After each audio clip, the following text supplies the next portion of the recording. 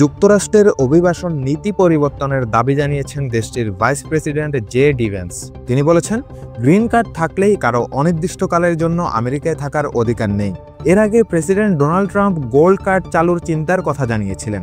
Fox নিউজকে দেওয়া সাক্ষাৎকারে ভাইস প্রেসিডেন্ট ভ্যান্স বলেন, একজন গ্রিন কার্ডধারী অনির্দিষ্টকালের জন্য যুক্তরাষ্ট্রে থাকতে পারে না। দ্বিতীয়বার ক্ষমতায় এসে প্রেসিডেন্ট ট্রাম্প অবৈধ অভিবাসীদের নিজ নিজ দেশে পাঠানোর প্রক্রিয়া শুরু করেছেন। সেই সঙ্গে কঠোর শুল্ক নীতির কথাও ঘোষণা করেছে ট্রাম্প প্রশাসন।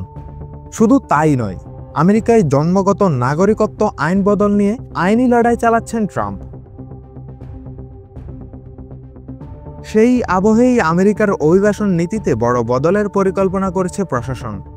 গোল্ড কার্ড কিনে নাগরিকত্ব পেতে গুনতে হবে $5 মিলিয়ন বা 60 কোটি টাকা। অনেকের মতে নতুন গোল্ড কার্ড চালু হলে বর্তমান EB-5 প্রোগ্রাম এর উপর প্রভাব পড়তে পারে। উল্লেখ্য, EB-5 প্রোগ্রামের মাধ্যমে অভিবাসী বিনিয়োগকারীরা আমেরিকায় গ্রিন কার্ড পেয়ে থাকেন। নতুন গোল্ড কার্ড চালু হলে EB-5 প্রোগ্রাম আর থাকবে না বলে ধারণা করা হচ্ছে। শাহরিয়ার তাওসিফ, দৈনিক সমাচার।